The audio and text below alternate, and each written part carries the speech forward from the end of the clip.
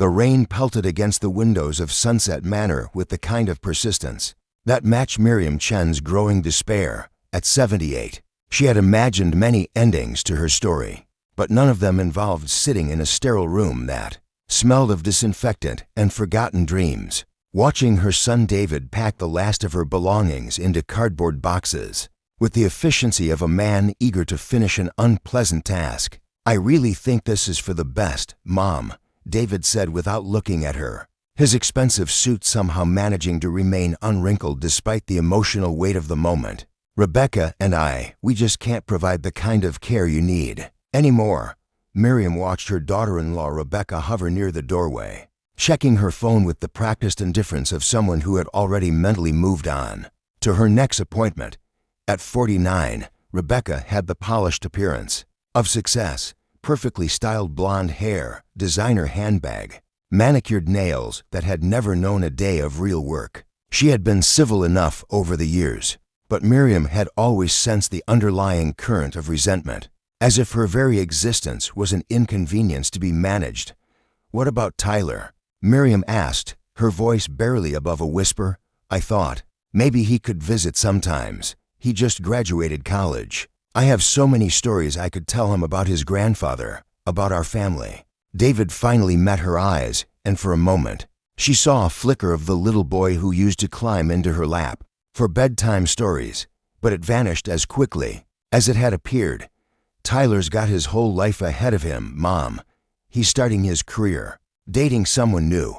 Young people don't want to spend their time in places like this." The words hit her like physical blows.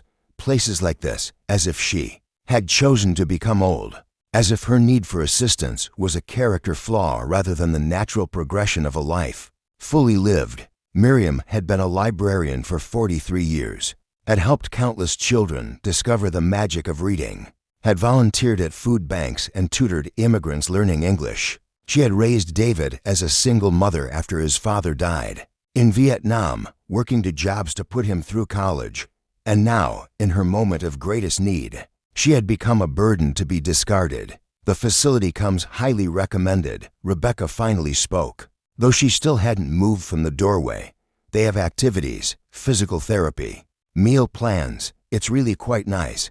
Miriam looked around the small room with its institutional furniture and single window that faced the parking lot rather than the garden she had tended for 30 years. The walls were bare except for a generic landscape print that looked like it had been purchased in bulk. Her lifetime of memories, her photographs, her books, her grandmother's quilt, all of it reduced to what could fit in a few boxes, or what the family deemed practical for her new circumstances. "I could still live independently," she said, though even as the words left her mouth, she knew they sounded desperate.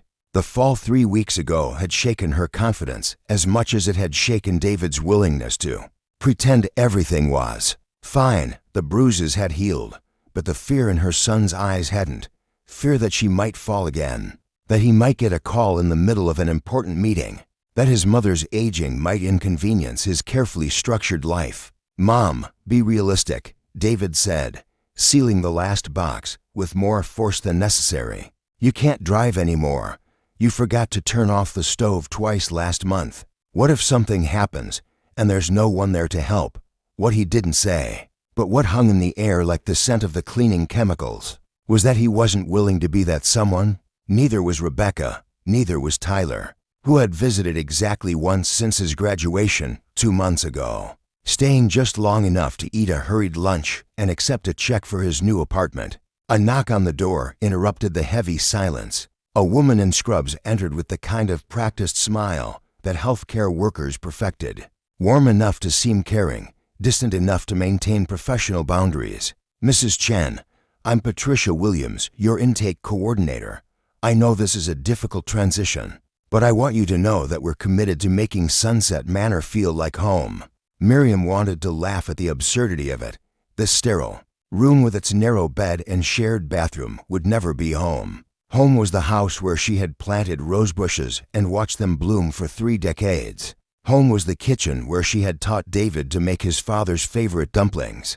Home was the front porch where she had sat with her husband, Harold, every evening, planning their retirement travels that death had stolen from them. We have bingo on Tuesdays, book club on Thursdays, and movie nights on Saturdays.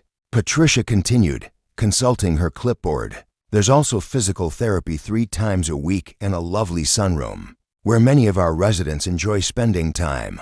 David nodded enthusiastically, as if these scheduled activities somehow compensated for abandoning his mother. See, Mom, you'll have plenty to keep you busy, and we'll visit regularly, of course. The lie hung between them, transparent and painful. David's definition of regular had already been established over the past 5 years since Harold's death, Christmas, Easter, and her birthday if it didn't conflict with Tyler's schedule or Rebecca's real estate commitments. I'll need to go over some paperwork with you, Patricia said to David. The financial arrangements, medical information, emergency contacts.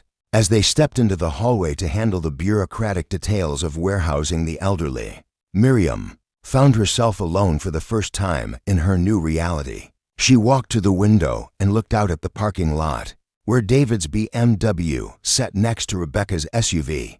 Both vehicles were pristine, expensive, and would soon carry her family back to their lives, while she remained behind in this place that smelled of industrial cleaner and resignation.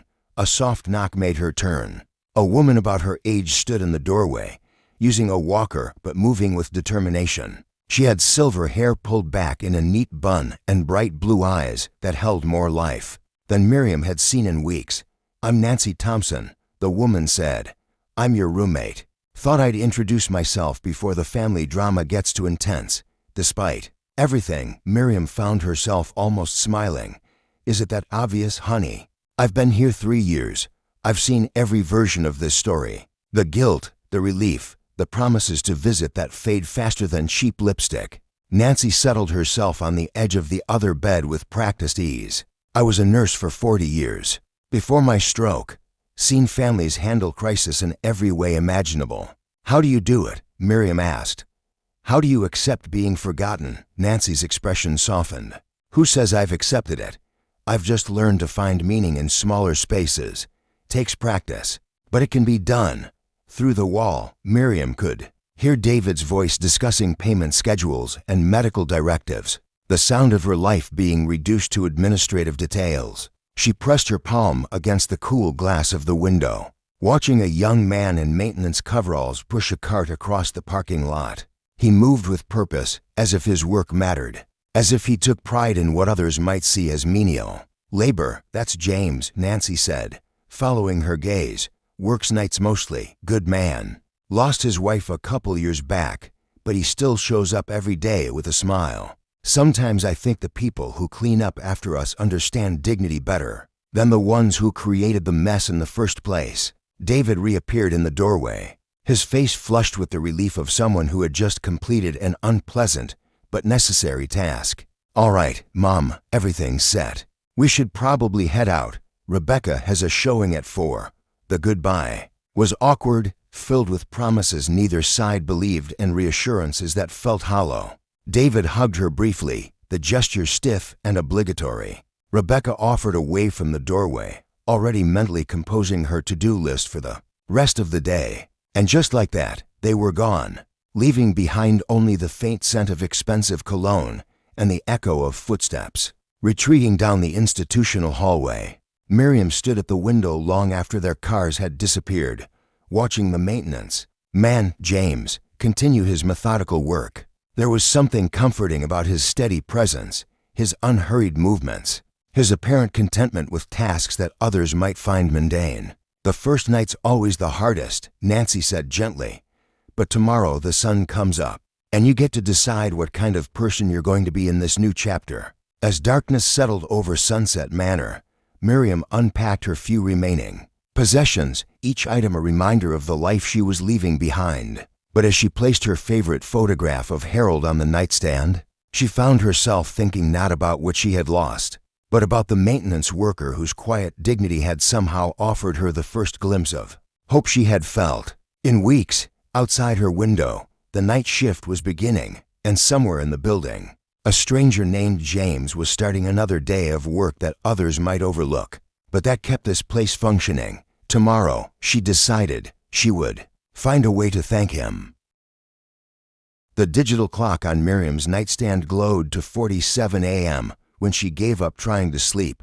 The unfamiliar sounds of Sunset Manor at night, the hum of medical equipment, distant footsteps in the hallway, the occasional call bell, created a symphony of loneliness that seemed to echo in her chest. Nancy's gentle snoring from the other bed was the only comforting sound in the sterile room. Miriam slipped on her robe and shuffled toward the door, her slippers making soft whisking sounds against the linoleum. The hallway was dimly lit by emergency lighting, casting long shadows that made the institutional decor look even more depressing. She wasn't sure where she was going, only that staying in bed felt like surrendering to despair. The common room at the end of the hall beckoned with its larger windows and collection of mismatched furniture that at least attempted to feel homey. Miriam settled into a worn armchair facing the garden, though in the darkness she could only make out vague shapes of trees and shrubs. The silence was profound, broken only by the distant hum of the building's heating system. She had been sitting there for perhaps 20 minutes, lost in memories of Harold and the life they had built together, when she heard the soft squeak of wheels approaching. A maintenance cart appeared in the doorway, pushed by the same man she had noticed earlier from her window. Up close, she could see he was younger than she had guessed, perhaps in his mid-40s, with graying temples and kind eyes that seemed to take in everything without judgment. "Oh, excuse me," he said softly, clearly surprised to find someone in the common room at this hour. "I didn't mean to disturb you. I can come back later to clean in here." "Please don't leave on my account," Miriam said quickly, surprised by her own words. She hadn't realized how desperately she needed human contact until the possibility of it was about to walk away. "I couldn't sleep. New place, you know." The man nodded with understanding and began his work, moving quietly around the room with an efficiency that spoke of years of practice. He emptied wastebaskets, wiped down surfaces, and straightened magazines with the same attention to detail that Miriam had once applied to organizing library displays. "I'm James Rodriguez," he said after several minutes of comfortable silence. "Night janitor, weekend groundskeeper, and occasional handyman. Basically, if it needs fixing, cleaning, or moving, I'm your guy." "Miriam Chen," she replied. "New resident as of today. Former librarian, amateur gardener, and apparently someone whose family considers her too much trouble to keep around." The bitterness in her own voice surprised her. She had been trying so hard to be understanding, to see David's perspective. But here in the darkness with a stranger who had no agenda, the truth slipped out. James paused in his cleaning, studying her face with eyes that had clearly seen their share of sorrow. "Tough day, tough year, really. My husband died 18 months ago. I had a fall a few weeks back. Nothing serious, but it scared my son. Today he moved me in here and couldn't get away fast enough." She found herself talking to this stranger with an openness that surprised her. "I'm sorry. You probably hear sob stories from residents all the time." "Actually, no," James said, settling his cleaning supplies on the cart and taking a seat in the chair across from her. "Most folks here are either too proud to admit they're hurting or too medicated to have conversations like this. And for what it's worth, it doesn't sound like a sob story. Sounds like you're grieving multiple losses at once, which is about as hard as life gets." His words were simple, but they carried a weight of understanding that made Miriam's eyes fill with tears she had been holding back for weeks. "You seem to know something about loss yourself." James's expression grew distant. "My wife Emma died 2 years ago. Cancer. We had 32 years together, and I thought we'd have 32 more. Makes you realize how quickly everything you think is permanent can disappear." They sat in comfortable silence for a moment. To people who understood that grief wasn't something to be fixed or hurried along, but simply witnessed and acknowledged. "What did you do before this?" Miriam asked, gesturing around the room. "I was a chef, had my own restaurant for 15 years, nothing fancy, just good food and a place where people felt welcome. After Emma got sick, I had to sell it to pay for treatments that didn't work anyway." He shrugged, but Miriam could see the pain beneath his acceptance. Turns out running a restaurant is a young man game when you're trying to care for a dying wife at the same time. I'm so sorry, Miriam said softly. That must have been devastating. It was. But you know what I learned? Sometimes when life strips everything away, you discover what actually matters. Emma used to say that love isn't about grand gestures. It's about showing up consistently, especially when it's not convenient or glamorous. His words hit Miriam with unexpected force. David's absence wasn't just about her immediate needs. It was about a pattern of choosing convenience over connection that had started long before her fall. Is that why you work here? She asked. Because you understand what it means to show up? James smiled, the first genuinely warm expression she had seen since arriving at Sunset Manor, partly, but also because this job lets me meet people like Nancy Thompson, who was a nurse in Vietnam and has stories that could fill a library, or Mr. Patterson in room 203, who taught himself 5 languages after retiring and still does crossword puzzles in Italian for fun. This place is full of remarkable people that the world seems to have forgotten about. You really see it that way, Mrs. Chen. In my experience, the most interesting people are the ones who've lived long enough to understand that life is complicated and beautiful and heartbreaking all at the same time. Young people think they know everything, but they haven't had enough experiences to develop wisdom yet. Miriam felt something loosening in her chest, a knot of despair that had been tightening for months. My son thinks I'm a burden. Maybe he's right. Or maybe he's scared, James suggested gently. Sometimes people push away the things that remind them of their own mortality. Doesn't make it right, but it makes it human. They talked until nearly 4 in the morning, sharing stories about spouses and children, careers and dreams deferred. James told her about Emma's garden and how he still tended it, even though he had to drive across town to their old house. Miriam described the library programs she had created and the children, who had learned to love reading under her guidance. You should start a book club here, James suggested as he finally resumed his cleaning duties. I bet there are residents who would love to discuss something more substantial than what's on television. Do you think anyone would be interested, Mrs. Chen? Half the people in this place are dying of boredom more than old age. Give them something meaningful to think about, and I guarantee you'll have more participants than you know what to do with. As James prepared to move on to the next room, Miriam felt a surge of gratitude that surprised her with its intensity. The stranger had given her something her own family hadn't managed in months, the sense that she was still a person worth knowing, still someone with something valuable to offer. James, she called as he reached the doorway. Thank you for listening, for seeing me as more than just another elderly resident.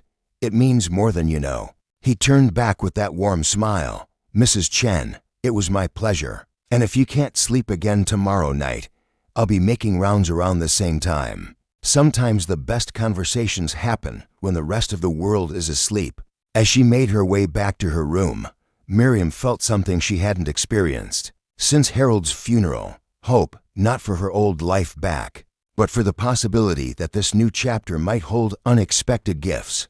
Nancy was still sleeping peacefully, and Miriam slipped back into bed with a sense of anticipation she hadn't felt in months. Tomorrow, she decided, she would ask Patricia Williams about starting a book club, and maybe she would explore the garden that James tended with such care. For the first time since David had driven away, Miriam fell asleep thinking not about what she had lost, but about what she might still discover. In the morning, she would learn that James had left a small pot of herbs from his garden on her windowsill, basil, rosemary, and thyme that filled her room with the scent of growing things and the promise of new beginnings. 3 weeks had passed since Miriam's first sleepless night encounter with James, and Sunset Manor had begun to feel less like a waiting room for death and more like a community. She was slowly joining the book club she had proposed to Patricia. Williams had not only been approved, but had generated more interest than anyone had anticipated. Every Thursday afternoon, 12 residents gathered in the sunroom to discuss everything from classic literature to contemporary memoirs, their conversations ranging from scholarly analysis to personal revelations that strengthened the bonds between people who had previously been strangers sharing only proximity and circumstance. Miriam had also discovered that James's kindness extended far beyond late-night conversations. The herbs he had left on her windowsill were just the beginning of small gestures that brightened not only her days, but those of other residents who had caught his attention. Mrs. Patterson in room 203 had mobility issues that made walking to the dining room difficult, so James had quietly arranged for her meals to be delivered 30 minutes early. Allowing her to eat in comfort before the rush of other residents made the space chaotic. For Mr. Williams, a former mechanic who missed working with his hands, James had created small repair projects around the facility that gave the old man a sense of purpose and usefulness. On this particular Thursday evening, Miriam was walking back from the book club when she heard familiar voices in the maintenance office near the service entrance. The door was slightly ajar, and she could see James talking with a woman who bore a strong family resemblance. The same warm brown eyes, the same expressive hands that moved as she spoke. "Miguel's been asking about the lady with the books," the woman was saying in lightly accented English. "Ever since you told him about the librarian who started the reading group, he's been curious. You know how he loves stories. Rosa, your son has enough on his plate with school and helping you with the restaurant." James replied, but his tone was affectionate rather than dismissive. "He doesn't need to spend his free time visiting old folks." "James Rodriguez, don't you dare speak about those people like that," Rosa scolded, swatting her brother's arm. "Besides, Miguel specifically asked if he could volunteer here on weekends. Says it might look good on college applications, but I think he's just interested in meeting the woman who got 12 elderly people excited about reading Toni Morrison." Miriam felt a flush of pride at the mention of their current book selection. Beloved had generated passionate discussions about memory, trauma, and resilience that had surprised everyone with their depth and emotional honesty. "I suppose I could introduce them," James conceded. "Miriam's been talking about wanting to help some of the residents with basic computer skills, and Miguel's practically a genius with technology." "It's settled then," Rosa declared with the authority of someone accustomed to organizing family logistics. "I'll bring him by Saturday afternoon, and I'm making extra empanadas tomorrow. You make sure Mrs. Chen and that sweet Nancy Thompson get some. Food is love, Mio, and these people need both." Miriam quietly retreated before they could notice her eavesdropping, but she carried the warmth of their conversation with her for the rest of the evening. The idea that James talked about her and the other residents with such genuine affection, that his family was interested in their lives and well-being, felt like being wrapped in a blanket she hadn't realized she needed. Saturday afternoon brought a gentle autumn rain that made the sunroom particularly cozy. Miriam was there with Nancy and 3 other residents, attempting to teach Mr. Patterson how to use the tablet computer that his daughter had given him, but that he had been too intimidated to explore. Their efforts were met with limited success and considerable frustration until James appeared in the doorway with a tall, lanky teenager who possessed the kind of easy confidence that came from growing up in a family where curiosity was encouraged. "Mrs. Chen, I'd like you to meet my nephew Miguel Martinez," James said with obvious pride. "Miguel, this is the librarian I've been telling you about." Miguel stepped forward with a politeness that spoke well of his upbringing, extending his hand with a firm grip and direct eye contact. "It's an honor to meet you, Mrs. Chen. Uncle James says you've created something really special here with the book club." "Your uncle is too kind," Miriam replied, immediately charmed by the young man's genuine enthusiasm. "But I have to say, we could use some help with technology. These tablets and computers might as well be rocket ships for all the success we're having." Miguel's face lit up with the particular joy of a teenager who had found adults genuinely interested in his expertise rather than merely tolerating his presence. "I'd love to help. Technology should make life easier, not more complicated." What followed was one of the most delightful afternoons Miriam had experienced since arriving at Sunset Manor. Miguel possessed not only technical knowledge, but the patience and teaching instincts that made him a natural educator. He showed Mr. Patterson how to video call his grandchildren in California, helped Mrs. Thompson set up an email account to correspond with her former nursing colleagues, and demonstrated online resources that opened up worlds of information and entertainment the residents hadn't realized were available to them. You have a gift for this, Miriam told Miguel during a break when he was showing Nancy how to access audiobooks online. Have you considered teaching as a career? Miguel's expression grew thoughtful. Actually, I've been thinking about becoming a social worker. My mom runs a restaurant that serves a lot of immigrant families, and I've seen how much people struggle when they don't have advocates or don't know how to navigate systems. I'd like to help with that.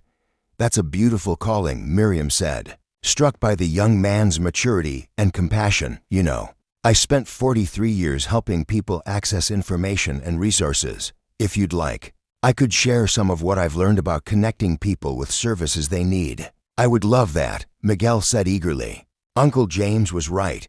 You really do have stories that could fill a library. As the afternoon progressed, Miriam found herself seeing Sunset Manor through fresh eyes.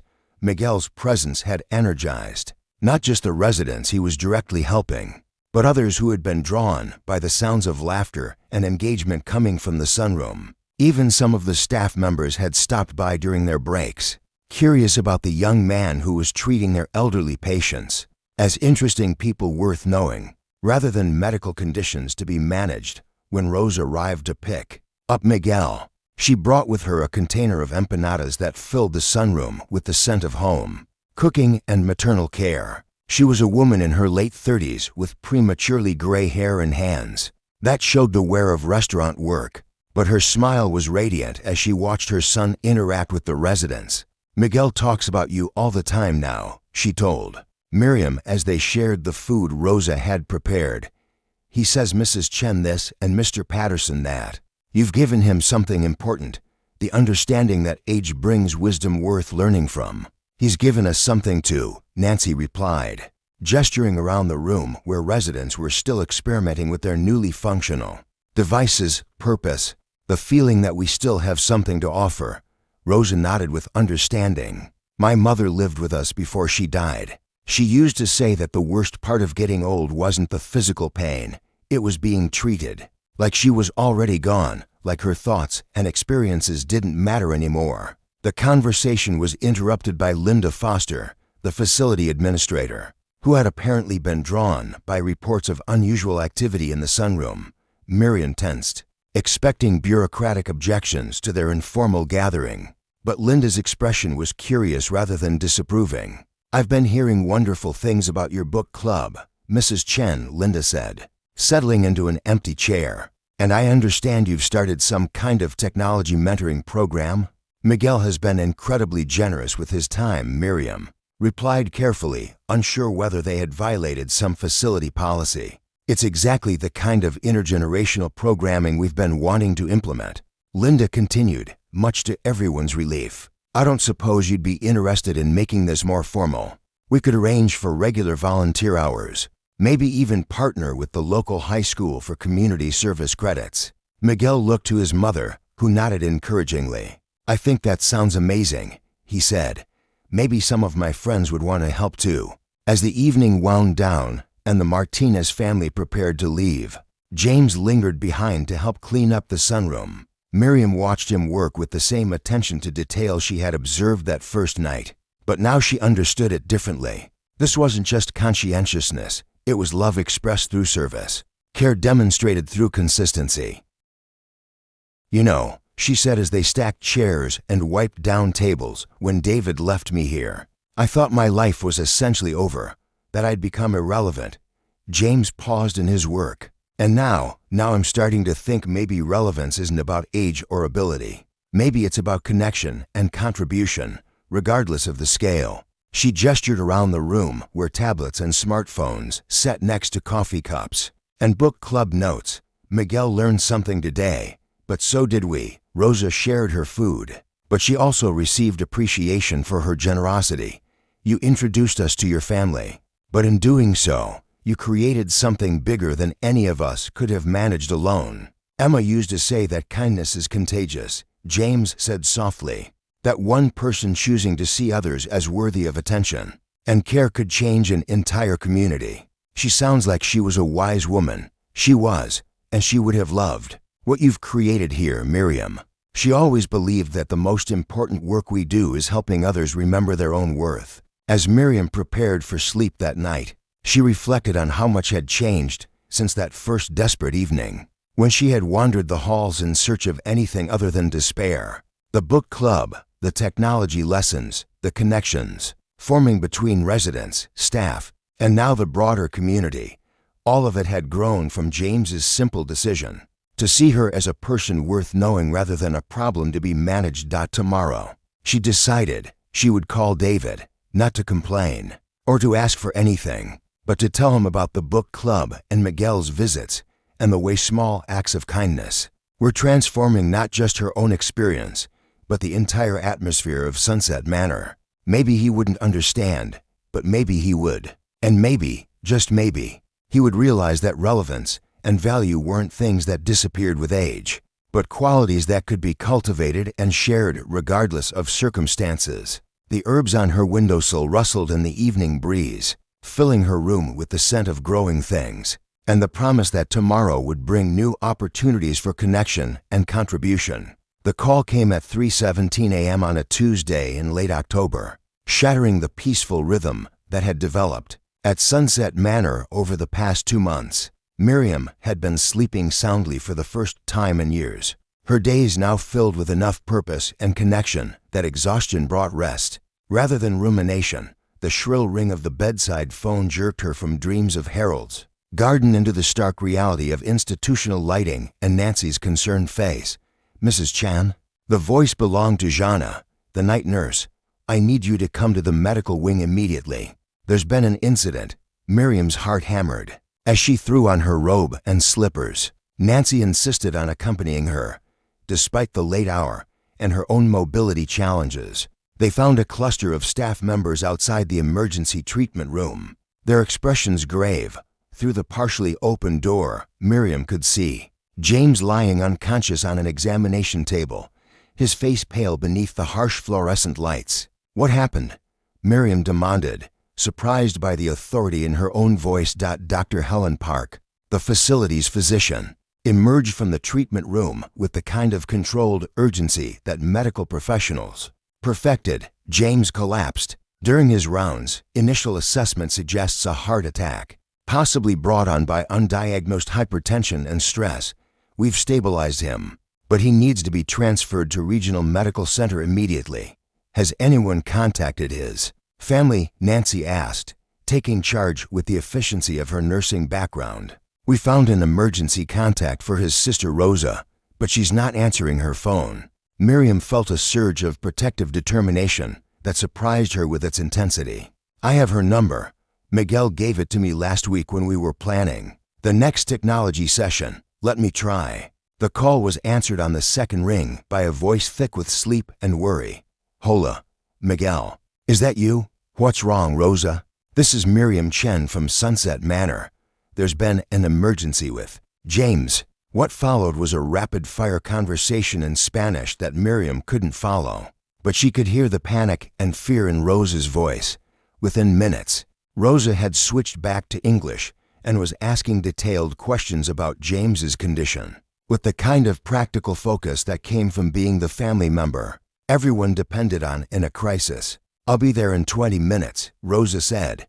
"Miguel too. James is all we have left, Mrs. Chen. He can't. He has to be okay." The ambulance arrived just as Rosa's battered sedan pulled into the parking lot. Miriam watched through the window as Rosa and Miguel rushed across the pavement, their faces etched with the kind of terror that comes with the possibility of losing someone essential to your existence. Rosa's restaurant uniform suggested she had been pulled from work, while Miguel was still in pajamas under a hastily thrown-on jacket. "How is he?" Rosa demanded as she burst through the entrance doors. Dr. Park provided a careful explanation of James's condition, stable but critical, requiring immediate cardiac intervention. That wasn't available at the facility.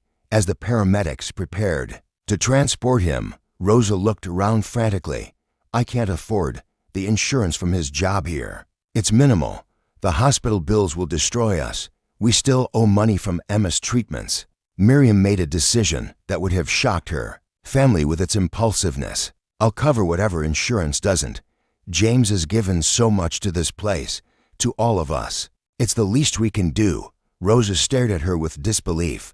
"Mrs. Chen, you barely know us. You can't possibly." "I can, and I will," Miriam said firmly. "But first, we need to make sure he gets the care he needs. Miguel, do you want to ride with him in the ambulance?" "Rosa, you can follow in your car, and I'll meet you at the hospital." "Miriam, you can't leave the facility without proper discharge procedures," Dr. Park protested. "And at your age, the stress of a hospital vigil." "Dr. Park," Nancy interrupted with the voice of someone who had spent 40 years dealing with medical bureaucracy. "Mrs. Chen is not a prisoner here. She's a resident who wants to support a friend in crisis. Either help facilitate that, or get out of her way." What followed was a flurry of activity that would have been impossible without Nancy's knowledge of healthcare systems and Dr. Park's eventual cooperation. Within an hour, Miriam found herself in the cardiac intensive care unit at Regional Medical Center, holding Rosa's hand in the waiting room while Miguel paced nearby, with the restless energy of youth confronting mortality for perhaps the first time. "He's been working too hard," Rosa said, her voice hollow with exhaustion and guilt. "After Emma died, he threw himself into work like it was the only thing keeping him alive. Extra shifts, side jobs, helping everyone but never taking care of himself. That's who he is." Miriam replied gently, "A man who shows up for others, even when it costs him, just like our father," Miguel added, settling into a chair beside his mother. "Dad died young too, working himself to death trying to provide for us. James stepped in, helped Mom with the restaurant, made sure I had what I needed for school. I don't know what we'll do if..." He couldn't finish the sentence, but he didn't need to. The waiting room was full of unspoken fears and desperate hopes that transcended language and cultural differences. As dawn broke over the hospital, more people began arriving. Patricia Williams from the nursing home, several residents who had convinced staff to drive them over, and Linda Foster with coffee and breakfast sandwiches for everyone. The cardiac waiting room had transformed into an impromptu community center, with people who had been strangers 2 months ago now united in their concern for a man who had touched all their lives through small acts of consistent kindness. "I should call David," Miriam said to Nancy around 7 in the morning. "He should know where I am." The conversation with her son was tense and confusing. David couldn't understand why his mother was at a hospital with people who weren't family, why she was making financial commitments without consulting him, why she seemed to have developed relationships that he knew nothing about. "Mom, you're not thinking clearly," David said, his voice carrying the patronizing tone she had learned to dread. "These people are taking advantage of your good nature. Come home and let the professionals handle this." "David, this is my home now," Miriam replied, surprising herself with the certainty in her voice. "These people are my friends, my community. James has shown me more kindness in 2 months than I've felt in a long time. I'm coming." "Down there," David announced. "This situation has gotten out of hand." The cardiac surgeon emerged from the operating room just as David arrived at the hospital, his expensive suit incongruous among the maintenance uniforms and nursing scrubs of James's actual support system. The surgeon's news was cautiously optimistic. The surgery had been successful. James was stable, but recovery would be long and uncertain. "Family only for visits," the surgeon announced, looking around the diverse group assembled in the waiting room. "We're his family," Rose said firmly, rising to face the medical professional with quiet dignity. "Not all families are related by blood." David approached Miriam with the kind of forced calm that suggested he was barely containing his frustration. "Mom, we need to talk privately." They found a quiet corner, where David launched into a lecture about appropriate boundaries and financial responsibility.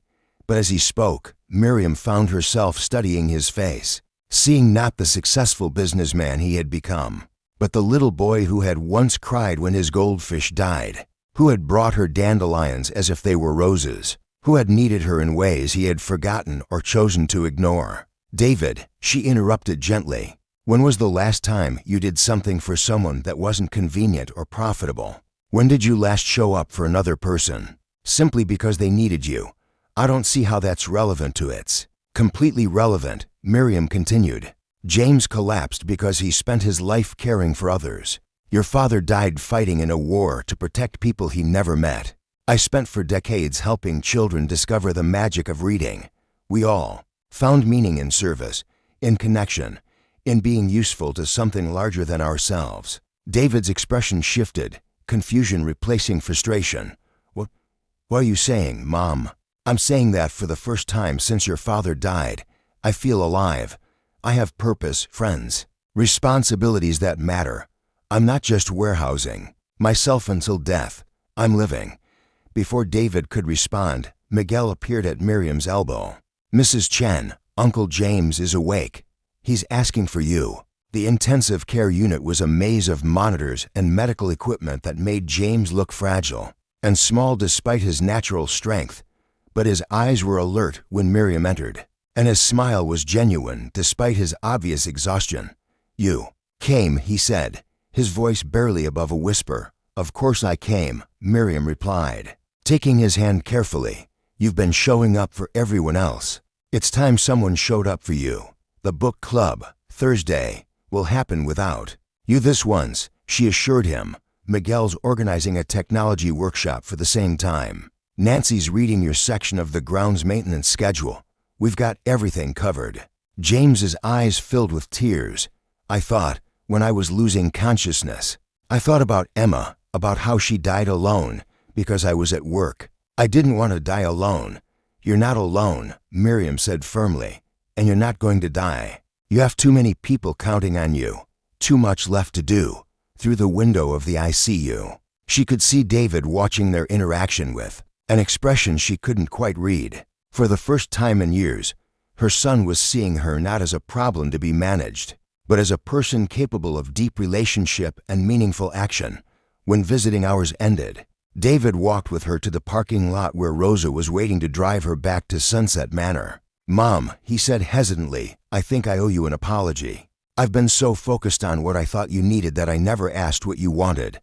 What I want, Miriam replied, is to be useful, to be connected, to matter to someone besides myself. I found that here, David. I found it with people you'll probably never understand, but who see me as I really am. As Rosa's car pulled away from the hospital, Miriam felt something she hadn't experienced in years, the bone-deep satisfaction of having stood up for what mattered, of having chosen love over convenience, community over comfort. James would recover. She was certain of that now, and when he did, he would return to a place that had been transformed by his absence into a community that understood the true value of showing up for one another. Spring arrived at Sunset Manor with the kind of dramatic flourish that made even the most cynical residents believe in renewal. The courtyard garden that James had tended with such care burst into color, daffodils and tulips, giving way to flowering trees that filled the air with the scent of possibility. From her window, Miriam could see him moving slowly among the plants, still careful of his movements 3 months after his heart attack, but clearly determined to resume the work that gave his life meaning. The recovery had been longer and more complicated than anyone had anticipated. James had spent 6 weeks in the hospital, followed by another month of cardiac rehabilitation, during which the residents of Sunset Manor had rallied with a determination that surprised even themselves. Miguel had organized a rotation of high school volunteers to maintain the grounds. Nancy had coordinated meal deliveries to Rosa's restaurant when she couldn't afford to close during her brother's illness. Patricia Williams had somehow convinced the administration to continue James's health insurance. Despite his extended absence, most surprisingly, David had become a regular presence at the facility. What had started as dutiful visits to check on his mother had evolved into something deeper as he witnessed the community that had formed around her. He had even attended several book club meetings, initially as an observer, but gradually as a participant in discussions that challenged his assumptions about aging, relevance, and the meaning of success. I never realized how articulate and insightful these people are, he had confided to Miriam after a particularly engaging discussion about Maya Angelou's I Know Why the Caged Bird Sings. At work, I'm surrounded by people half their age who think wisdom means knowing the latest technology trends. Wisdom, Miriam had replied, comes from having lived long enough to understand that most of what we think is urgent isn't, and most of what we ignore as mundane actually matters profoundly. The transformation wasn't limited to David. Rebecca had begun accompanying him on visits, initially out of spousal obligation, but increasingly out of genuine interest. She had discovered that several residents were former small business owners who possessed exactly the kind of practical knowledge she needed for her real estate ventures. Mrs. Patterson, the former nurse, had become her unofficial advisor on dealing with elderly clients, while Mr. Williams shared insights about property maintenance that had saved her thousands in contractor fees. Even Tyler had made an appearance, driven by curiosity about his grandmother's new life and stories of the multi-generational community she had helped create. His visit had coincided with one of Miguel's technology workshops, and the two young men had immediately connected over shared interests in social media marketing and community organizing. "Grandma's kind of famous on Instagram now," Tyler had told his parents with a mixture of pride and bewilderment. Miguel created an account for the book club, and they have over 3,000 followers. People are sharing their discussions and starting reading groups in nursing homes across the country. But the most significant change had been in James himself. The heart attack had forced him to confront his own mortality and the ways he had been using work to avoid processing Emma's death. With the gentle encouragement of Dr. Helen Park, who had become as much counselor as physician, he had begun attending grief support meetings and gradually opening himself to the possibility that his life might hold meaning beyond service to others. On this particular Thursday afternoon, Miriam found him in the garden, carefully transplanting seedlings with the focused attention she had come to associate with his approach to everything. The book club had just concluded their discussion of The Alchemist, and several members were lingering in the sunroom, reluctant to end conversations that had ranged from Paulo Coelho's philosophy to personal reflections on dreams deferred and rediscovered. "How are you feeling?" she asked, settling onto a nearby bench that had been donated by David and Rebecca after they realized how much time family members spent in the garden during visits. "Stronger every day," James replied, though she could see the careful way he moved suggested he was still rebuilding stamina. "Dr. Park says my heart function is better than expected. Turns out all those years of physical work created good collateral circulation." And emotionally, James paused in his planting, his expression thoughtful. "That's harder to measure. Some days I feel guilty about surviving when Emma didn't.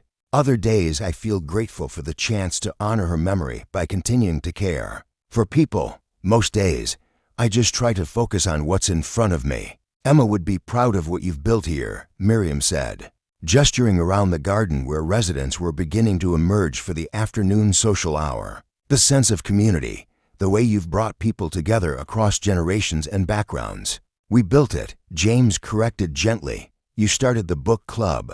Miguel organized the technology program. Nancy created the resident advocacy committee. I just try to keep the flowers watered."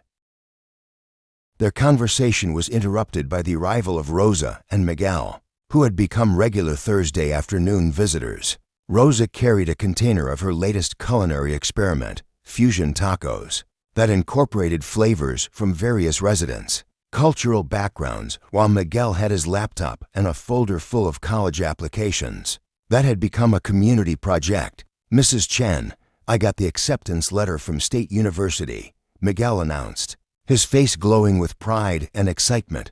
"Full scholarship for the social work program." Just like we talked about, Miriam felt tears spring to her eyes. Over the past months, she had worked with Miguel on his application essays, sharing insights from her decades of helping people navigate educational and social service systems. His acceptance represented not just his own achievement, but validation that the intergenerational connections they had fostered could create real opportunities and change. "That's wonderful, Miguel," she said, embracing the young man who had become like a grandson to her. "You're going to make an exceptional social worker. I couldn't have done it without all of you." Miguel replied, his voice thick with emotion. The essay about bridging generational divides, the recommendation letters from residents, even the volunteer hours here. It all came from this community we've built together. Rosa wiped her eyes with the back of her hand, leaving a small streak of flour from her morning baking. My son is going to be the first person in our family to graduate from college. Emma would have been so proud. James looked up from his planting, and for a moment, Miriam saw the ghost of the grief that still lived behind his eyes. But it was accompanied now by something else, peace perhaps, or acceptance that love could continue even after loss, that legacy could be built through the lives we touch, rather than just the years we're given. She is proud, he said simply. I can feel it. The afternoon unfolded with the gentle rhythm that had become characteristic of Thursdays at Sunset Manor. New residents toured the facility with their families, many drawn by word-of-mouth reports about the unusual vibrancy of the community. The high school volunteer program had expanded to include not just technology support, but also oral history projects, where students interviewed residents about their life experiences for a digital archive that was being shared with local schools. Jennifer Walsh, a young social worker who had initially come to investigate reports of unusual volunteer activities, had instead become a regular collaborator, helping to formalize programs that could be replicated at other facilities. She had been instrumental in securing grants that allowed the facility to upgrade technology resources and create dedicated spaces for intergenerational programming. What you've accomplished here is remarkable, Jennifer told Miriam as they watched. Miguel helped Mr. Patterson set up a video call with his great-grandchildren in Seattle. The research on intergenerational programming shows significant benefits for both older adults and young people: improved cognitive function, reduced depression, increased sense of purpose. But seeing it in action is something else entirely. It happened organically, Miriam reflected. None of us set out to revolutionize anything. We just started treating each other as complete human beings rather than collections of problems or limitations. As the afternoon wore on, more family members began arriving for what had become an informal weekly gathering. David appeared with Rebecca and Tyler, who had driven down from college for the weekend. Other families had learned to expect Thursday afternoons at Sunset Manor to feel more like community celebrations than institutional visitations. Linda Foster, the facility administrator, had initially been concerned about insurance liability and regulatory compliance, but the obvious benefits to residents' well-being and the positive attention the facility was receiving had converted her into an enthusiastic supporter. She had even begun inviting colleagues from other facilities to observe their programming, leading to consultation opportunities that were generating additional revenue.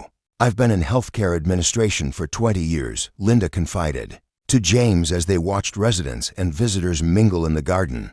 I've never seen anything like this. The medication usage is down. Hospital readmissions have decreased, and our staff retention is the highest in the region. You've created something that actually works. We've created something that remembers that people need connection and purpose, more than they need to be managed, James replied. The rest just follows naturally. As evening approached and families began preparing to leave, Miriam found herself standing with Nancy on the balcony outside their room, looking down at the garden where James was putting away his tools for the day. The scene had become so familiar, the careful way he cleaned each implement, the final walk through the plantings to check for any issues that needed attention, the quiet satisfaction in his posture that spoke of work well done.